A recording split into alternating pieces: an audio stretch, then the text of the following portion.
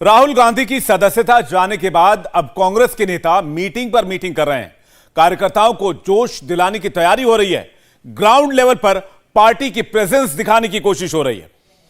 कुछ राज्यों के कार्यकर्ता एक्टिव भी नजर आ रहे हैं। राहुल, प्रियंका और सोनिया जो प्लान बना रहे हैं, मोदी और योगी उस प्लान पर कई स्टेज आगे का काम भी उन्होंने शुरू कर दिया है। राहुल गांधी और प्रियंका का सबसे बड़ा इम्तिहान उत्तर प्रदेश में ही होना है। यहां लोकसभा की 80 सीटें हैं, जिनमें से 20 से 22 सीटें जीते बिना कांग्रेस 100 के आंकड़े को नहीं छू सकती है।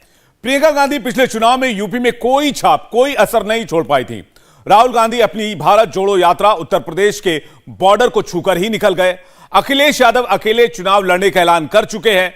मायावती ने भी कांग्रेस से गठबंधन के दरवाजे को हमेशा के लिए बंद कर दिया है। उत्तर प्रदेश 24 की मास्टर की है। ऐसे में राहुल गांधी के लिए क्या फॉर्मूला बनाएंगे, यह तो बाद में पता चलेगा। मोदी और योगी ने उत्तर प्रदेश की सभी 80 सीटों के लिए क्या क्या टारगेट फिक्स किए हैं।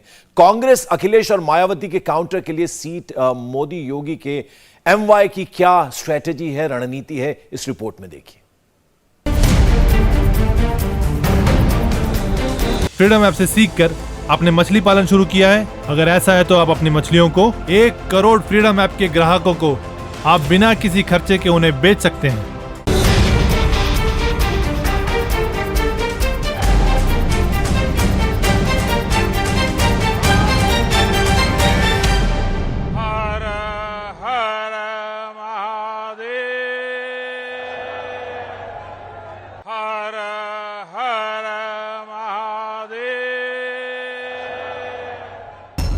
आज केंद्र में जो सरकार है, यहां यूपी में जो सरकार है, वो गरीब की चिंता करने वाली सरकार है, गरीब की सेवा करने वाली सरकार है।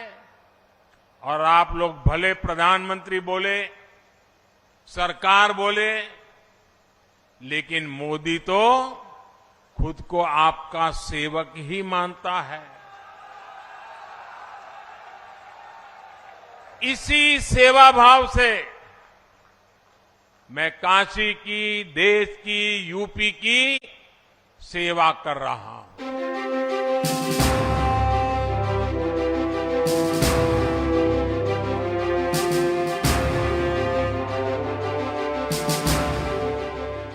विगत 9 वर्षों के अंदर की इस यात्रा को पूरा देश ही नहीं, आज पूरी दुनिया महसूस कर रही है।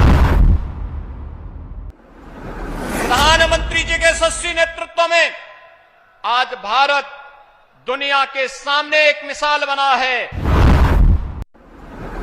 वहीं कुछ लोग हैं, देश के बाहर जाएंगे तो भारत के लोकतंत्र को कटघरे में खड़ा करेंगे।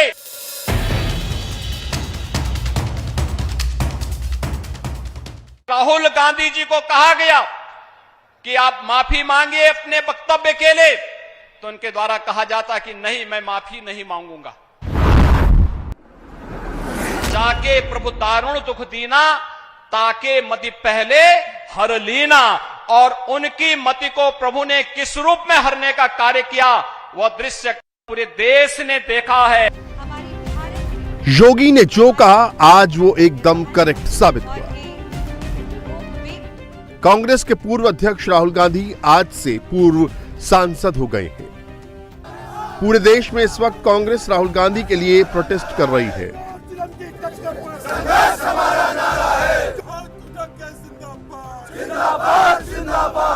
राहुल पर एक्शन नियम के तहत हुआ है।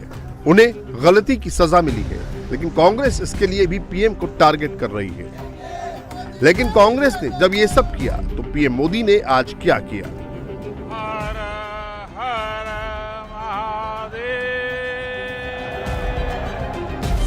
पीएम ने कांग्रेस को इग्नोर किया और काशी के विकास मॉडल पर फोकस किया।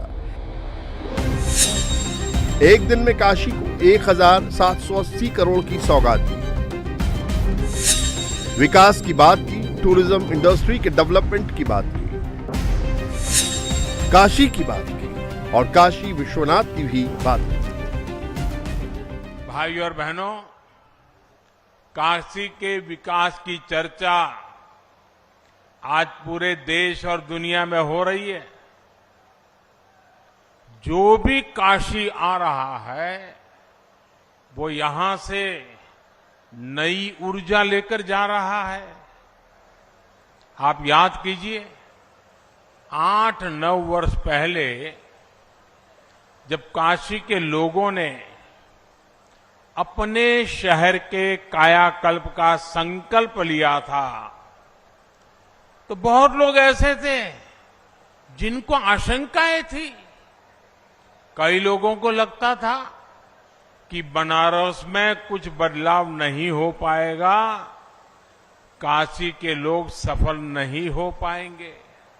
लेकिन काशी के लोगों ने, आप सबने आज अपनी मेहनत से हर आशंका को गलत साबित कर दिया। प्रधानमंत्री नरेंद्र मोदी जब भी काशी जाते हैं वो दिन काशी और काशीवासियों के दोनों के लिए यादगार बन जाता है, क्योंकि जो सपना मोदी ने काशी के लिए देखा था, काशी आज उस सपने को साकार होता देख रही है। इसीलिए पीएम मोदी अपने हर विजिट में काशी के विकास का फीडबैक भी डायरेक्ट जनता से ही लेते हैं। आज पीएम मोदी ने काशी को बहुत बड़ा तोहफा दिया है। काशी में 3.85 किलोमीटर लंबे रोपवे का शिलान्यास किया गया है। वाराणसी कैंट रेलवे स्टेशन से शुरू होने वाला ये रोपवे काशी विद्यापीठ, रथ यात्रा, गिरजाघर होते हुए गोदोलिया चौक पहुंचेगा। विश्व स्तरीय कनेक्टिविटी को ध्यान में रखकर इस रोपवे को तैयार किया जा रहा है। इस रोपवे में कुल 153 गोंडोला आवागमन के लिए उपलब्ध होंगे। हर गोंडोला की क्षमता 10 यात्रियों की होगी। मतलब कैंट स्टेशन से मंदिर तक पहुंचने में अब तक जो 50 मिनट का वक्त लगता था वो केवल 15 मिनट रह जाएगा। लेकिन मोदी के विरोधियों को इस बात से भी टेंशन है। अच्छा, जब आ गया है तो शिलान्यास होगा। सवाल ये था, अब तो उद्घाटन होना चाहिए था। जिस सरकार को इतने सालों साल काम करने का मौका मिला हो, 10 साल की सरकार हो गई दिल्ली की, यूपी की 7वां बजट अब आया है, तो 7 बजट वो और 10 बजट वो, 17 बजट का हिसाब किताब, वो भी 24 से पहले इस तरह के आयोजन करना केवल वोट के लिए। अखिलेश ने जो कहा उसका जवाब सीएम योगी ने दिया। अखिलेश यादव से लेकर राहुल गांधी तक सीएम योगी ने सबके आरोपों का जवाब दिया। खुलकर बैटिंग की, जाति के नाम पर, धर्म के नाम पर, भाषा के नाम पर और क्षेत्र के नाम पर राजनीति करने वालों को खुलकर जवाब दिया। इन लोगों ने कभी भी देश के विकास के बारे में नहीं सोचा। जब आवश्यकता पड़ी तो जाति के नाम पर, क्षेत्र के नाम पर, भाषा के नाम पर देश को अलग अलग खेमों में विभाजित करने और वादों के नाम पर विभाजित करने का प्रयास किया।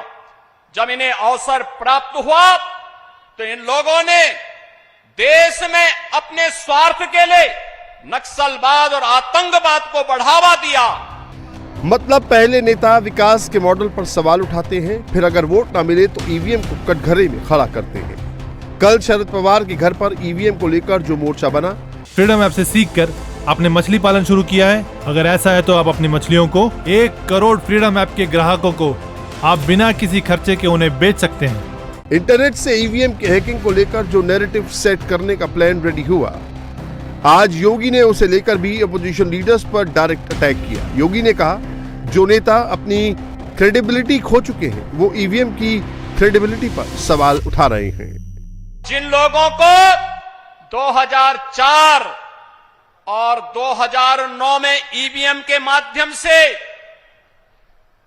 सरकार बनाने का अवसर प्राप्त हुआ था, आज जब वे लोग अपनी विश्वसनीयता खो चुके हैं तो वे आज ईवीएम को कटघरे में खड़ा करके संवैधानिक संस्थाओं को भी कटघरे में खड़ा करने का कुत्सित प्रयास करते हैं। भाइयों बहनों, ये वे लोग हैं जिन्हें भारत का विकास अच्छा नहीं लग रहा है, जिन्हें भारत दुनिया के सबसे बड़े लोकतंत्र के रूप में नहीं बल्कि भारत लोकतंत्र की जननी के रूप में स्थापित करने के आदरणीय प्रधानमंत्री जी के प्रवर्तमान अभियान में हर स्तर पर बैरियर खड़ा करना है।